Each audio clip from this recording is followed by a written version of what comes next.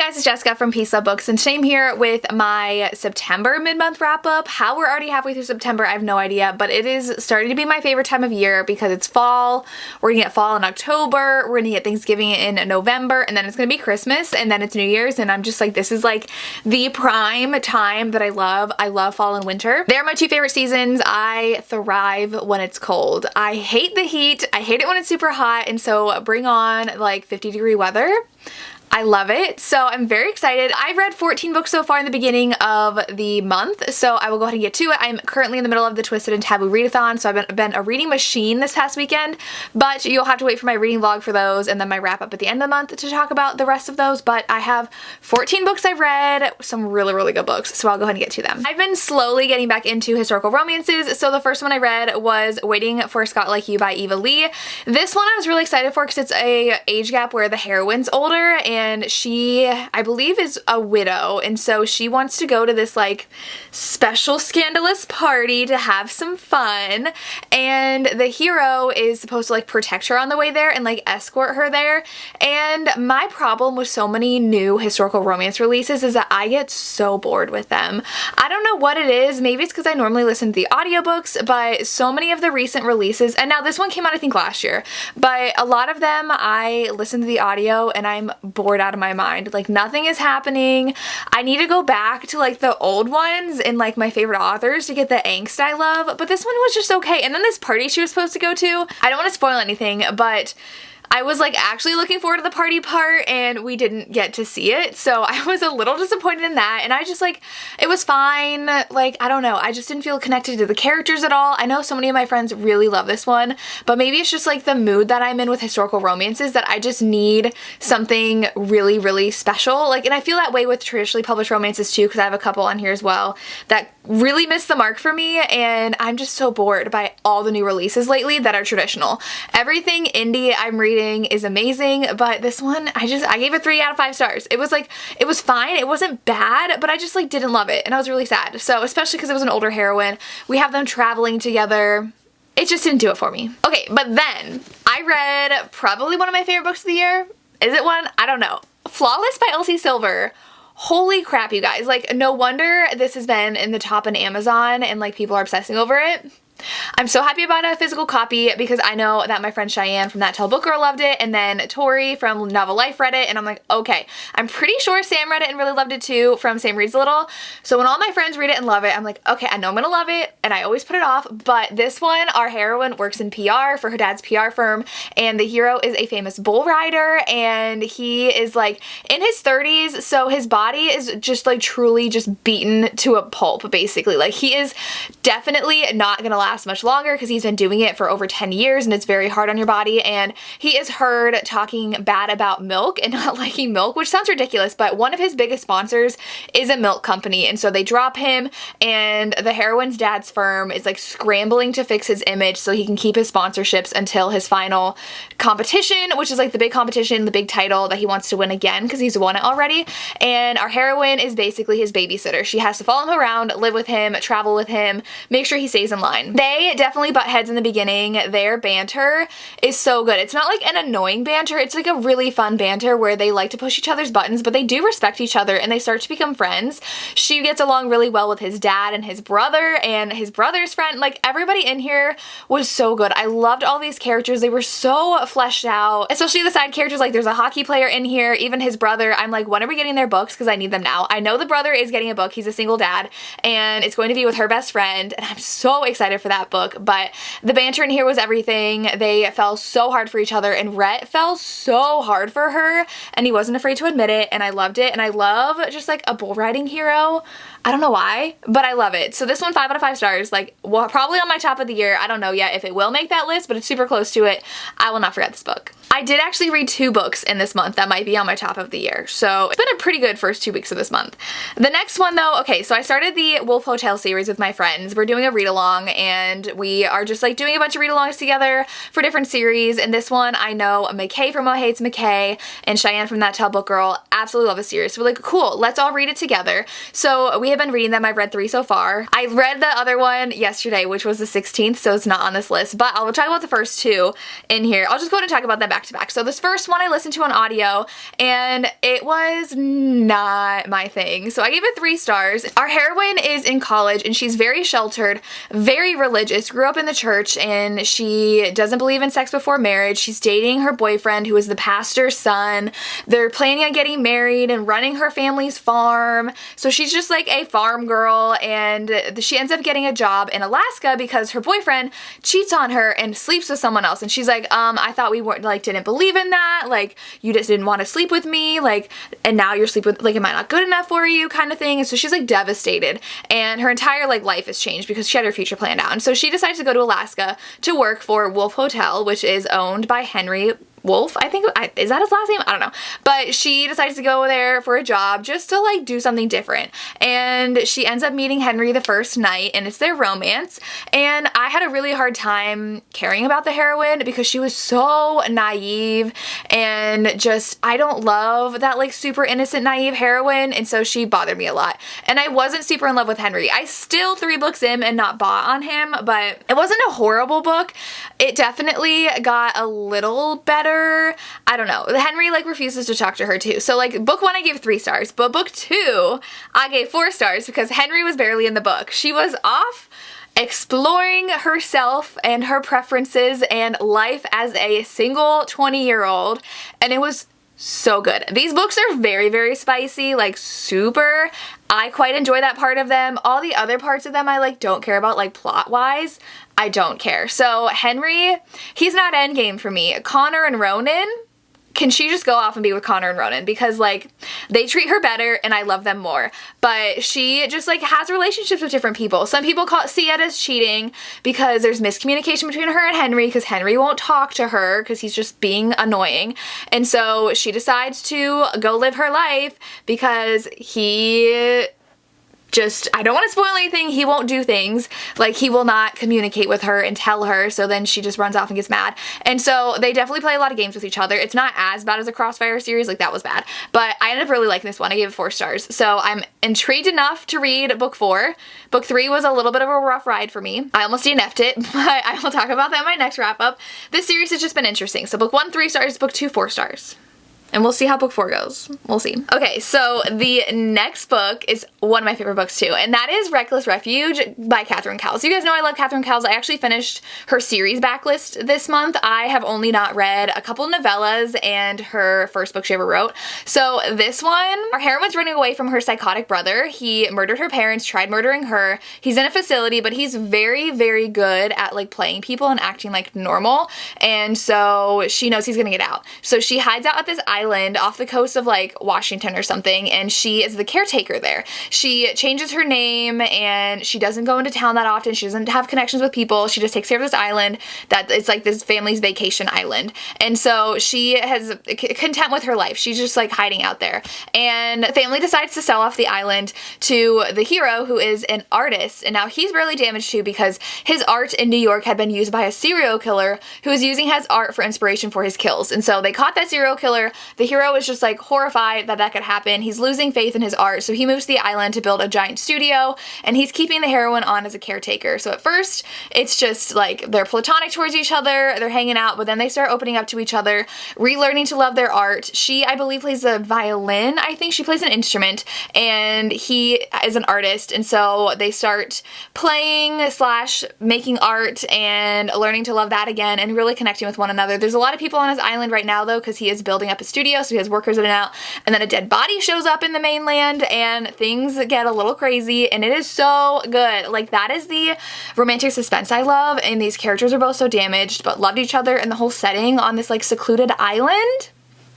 I loved every second of this. 5 out of 5 stars. Probably my favorite Catherine Cowles book. Do I want to say that? I don't know, but I loved it. It was so good. So then my members chose 2 books for me to read. So they had actually chose Flawless for my book, and then I ended up reading this book second. I did an exclusive reading vlog for them, but they chose Give Me More, and this one is MMF, and it is a married couple and their best friend, and it was so good. It was a lot more angsty and just emotional than I thought it would be. So we have our couple. It's Isabel and I never remember the guys' names, because one of them is Drake, and the other is is it Henry? Hunter. So I don't remember which one's which.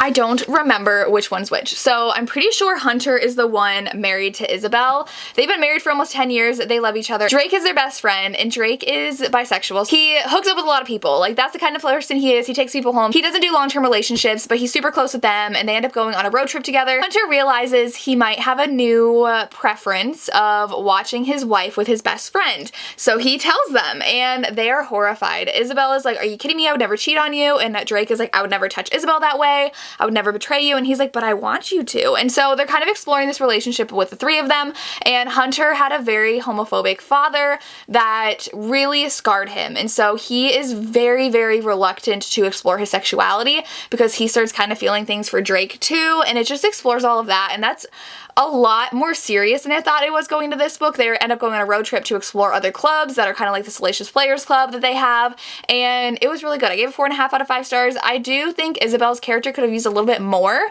to her. She just felt like she was kind of there while the guys were trying to figure out really deep things about themselves, and I wanted a little bit more from her, but overall, I really enjoyed this one. Then I finished out the Wrecked series, and I picked up Beneath the Wreckage. This one also was super romantic suspense. Our heroine I think she was a freshman in high school. Right before their high school year started, her best friend ends up going missing and is literally never found. And so now she's an adult. She comes back to the island that they would come to as kids where they would go on vacation together, and she buys up the property of like these cabins that they would stay at, and she's planning on rebuilding them and opening back up again. And so she is trying to fix them up, but someone keeps on trying to sabotage her land and everything that's happening to her. And the hero is actually someone that did something really big in the previous book. Like, he got injured in the previous book trying to help out someone, and so he is in this one, and he is a contractor. He was helping build like the studio in that previous book, so he's a contractor here helping her, and ends up falling for her and wanting to protect her. And I really enjoyed this one too. I think I give this one 5 out of 5 stars too. Not as good as Reckless Refuge, but I still really enjoyed it. There's definitely a lot of suspense going on because you're like, who's trying to sabotage her? What really happened to her best friend all those years ago? Are they gonna find out? Will she ever get closure? And had a cute romance as well. And I just love Catherine Kell so much. Her next book comes out next month, and I have to respond to an email about that because I got one and I was freaking out about it because I need it in my hands because it's the last book of that series, and I just love her. All of her books. I love this series. Oh, I actually own this one, but did I put it back? Yeah, it's up there. I ended up reading 3 books that McKay from Hates McKay picked for my TBR. I can link that video down below. It was super fun and super successful. So I read Nice Guys Don't Win by Macaulay Smelter. I gave this one 4.5 out of 5 stars. It is a coach's daughter's romance. So the hero is a basketball player and he needs a roommate. His friend kind of screwed him over because he was supposed to be his roommate, but he's like, my parents want me to live on campus because I'm such a bad influence on people and I need my inheritance and they're threatening to cut me off. So he can't afford to live by himself, and so he's like, well, you're gonna find me a roommate. And so the best friend, he ends up going to replace his keys because he loses them all the time, and finds our heroine who had recently transferred to that school. She was engaged, I believe, and he cheated on her, and so she wanted to leave and ended up going to her dad's school because her dad's a coach there. She entered too late though to get a room, so she thought she would have a room on campus, and they're like, no, we don't have one for you. So she's freaking out. The friend over here is like, perfect, be a roommate with my friend and all will be forgiven. And so she ends up reluctantly agreeing to go and sees that he's normal, the guy at the apartment, and they end up being roommates. It is super, super sweet. They are super close friends first, and it's really a friends to lovers, adorable romance. And I did want a little bit more taboo-ness with the coach's daughter, if that was not a big deal. And I was like, if you're gonna do a coach's daughter romance, make it a little bit more forbidden. I just really liked how sweet it was, and their best friend was hilarious, and they just had a really solid group of friends, and I really liked them growing closer and not wanting to be together and then slowly falling for each other.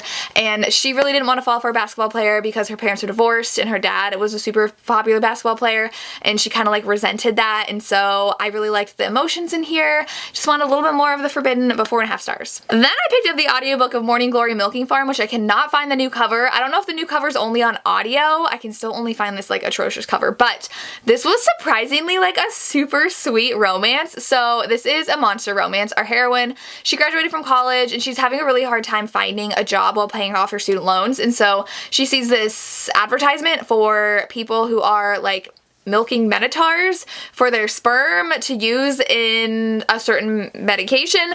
And so she is like horrified by what she's doing, but then she's like, it's not that big of a deal. And the first minotaur she is assigned to, they have like this really intense connection, but she knows like she can't cross professional boundaries. And so she like continues on her job, and he comes back week after week and requests her, and then they meet outside of work, and it is a really sweet romance. Like, I felt weird wanting them to be together because it was so adorable. They like slowly started to like each other. He was hurt in the past because he's divorced now, and it was just a lot of fun. And she was trying to explore other like species that were living among humans because her family was very much like human centered.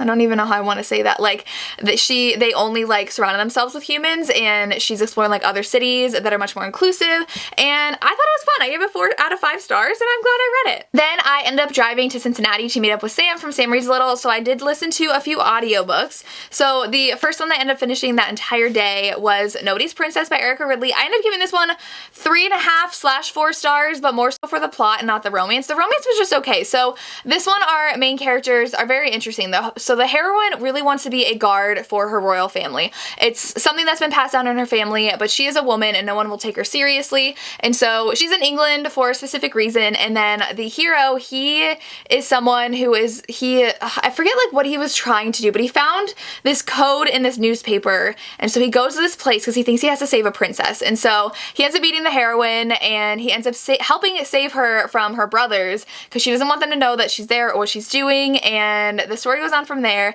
And I liked this, but I was not as obsessed with the romance. So this is another case where just new historical romances are not really hitting the spot for me. So like I didn't hate it, and I feel like 3 is too low because I really liked how they got to know each other and talk to each other, especially with her and her past, and like his family was all there and they were super sweet, and she stayed with them for a little bit and just felt really welcomed into their family. But I didn't care for the romance, which made me so sad because I love Erica Ridley. Like the first 2 books in the series are so good, but this one, it was just okay. I just feel like so many of these books I've been reading are just okay, and I'm not super in love with them. Yeah, it was a fun premise. I really like how the heroine wanted to be a guard and was trying to prove herself in that sense, but it was fine. The next 2 I read for McKay's vlog. The second book for that reading vlog was Sin and Discipline by Lily White. This one, she said, reminded her of Dark Notes by Pam Godwin's, which I 100% agree with. This one is a piano teacher-student romance. So the heroine, it is the summer before college. She gets accepted into this really prestigious piano competition where the winner will get a scholarship to this program, and she's really good, but she has a really bad home life. So her mom passed away. Her mom and her dad were very famous piano teachers, and her dad has dementia, and so it's really, really hard to support themselves with just her and her brother because her dad can't work and they have to take care of him and pay for a nurse. And so the brother and her resort to some illegal things in order to get money. So she tries to steal from a guy, and the guy that she tries to steal from is the piano teacher, and they don't know that yet. So he actually catches her, kind of hurts her hand, and says like, never do this again, and lets her go. And then the next day he realizes she's his piano student, and he feels like really connected to her. And he is really interesting too because he has a lot of resentment towards the fact that his sister did die by suicide, and he's trying to understand what had happened and find the reason for it because she said it was a guy that was the reason that happened. And so he is trying to uncover that, and he's very disheartened by it, but he is very dedicated to his craft. He's very, very famous, and he does a lot of work with like really famous people and like famous musicians and stuff. And so he's teaching this class, she's in it, they start getting together, and it's really good. I liked it a lot. I gave it 4 out of 5 stars, and I don't remember now my specific reasoning for that, but it is in my reading vlog. Oh yeah, because the ending wrapped up very, very quickly. So I really loved the process of them like dancing around each other, and her not wanting to jeopardize her place, but like not being able to stay away from each other. And then the ending wrapped up so quickly, and there was a character, now it's coming back to me, there was a character that was really mad about something, and then when it happened with a different character, they just like said it was no big deal. And I was like, there's no way you're this calm and okay learning that this had happened. And so I wanted a little bit more repercussion to some things, but overall I really enjoyed this one. Definitely recommend it as a taboo romance. I really enjoyed it. And I picked up Wanting Mr. Kane by Shanora Williams, and this one I loved so much. I read it physically, but I'm excited that my library has the audio of the other ones. This one is a dad's best friend romance. So Kane is the best friend of our heroine's dad. Her name's Candy, and her dad is a police officer and actually ended up like saving Kane and because he had a very abusive background, and so he feels like he owes him everything, so they're really close friends. And he comes into her life when she's like in middle school, and she has always been infatuated with him. He's never done anything, seen her that way until she is now 18 and she has graduated from high school, and it's the summer before she goes to college, and Kane sees her in a new light. Now they do connect over something very emotional. Something happens with her dad, and they turn to each other for comfort, and things start spicing up, and Kane is in denial, so he's still dating someone, and then they go on vacation together, and things spice up even more, and it was really, really, really good. I really liked this book. I gave it 5 stars. It was just what I needed at the time, and I am so excited to read more from Shanora Williams. Then the audiobook that I read is Do You Take This Man by Denise Williams, and again, this is one where I was so excited because I love this author normally, and I gave it 3 out of 5 stars. I was mostly bored with this romance. The hero and the heroine are both in the wedding industry. The heroine is a divorce lawyer, and she had gone viral as like a, what is it called? A officiant. Like, she officiates weddings, and now she's like super in high demand, and he is actually an ex-NFL player, and he is a wedding planner, and so they don't get off on the right foot. They meet, and like he offended her, and now they don't like each other, but then they start hooking up and are like friends with benefits, and then it goes on from there, and I just didn't really care about anything that happened in this plot. I didn't care about the romance. I mean, like I said, with these, they're not bad romances. It's just like nothing in them makes me excited to read them or like swoon over the characters. I'm like, this is nice.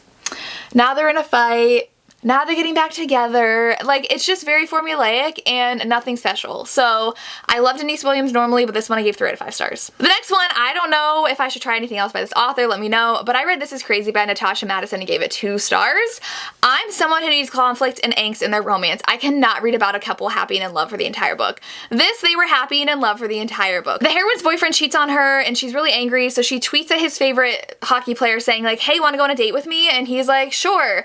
So they go on a date, and then they start really liking each other, and then they're like, how do we figure out how to do this long distance? And it just goes from there, and I'm like, so you guys are like, you like each other and you're dating, and that's all that's happening. I was so bored with this romance. I'm like, seriously? There was like a little bit of conflict near the end, but it was like stupid conflict, and then it was like miscommunication. They realized it was miscommunication. They're like, oh, it's fine, and like, we're happy and in love again. And I'm like, I cannot read about a couple happy in love. Nothing was happening in here. It also felt like I should have known a lot of the characters because so many like were thrown in there, and I guess it's a spin-off of another series which I didn't know, so I didn't love that I just kind of like felt lost among this like giant group of friends. So I did not have fun reading this, and I was bored, like a bored, and it didn't have a lot of redeeming qualities, so I gave it 2 out of 5 stars. Let me know if you've read her small town romances though, because maybe I like those more. And those are the 14 books that I've read so far this month. Some amazing 5-star reads, some mediocre books, and a couple that I really didn't like. But overall, I would say it was a pretty successful reading month. I'm already reading some great books for the second half of September. I can't wait for that wrap up, but let me know what you've read so far this month and what you've loved, and if you've read any of these, I would love to hear. As always, thank you so much for watching, and have a good day. Bye.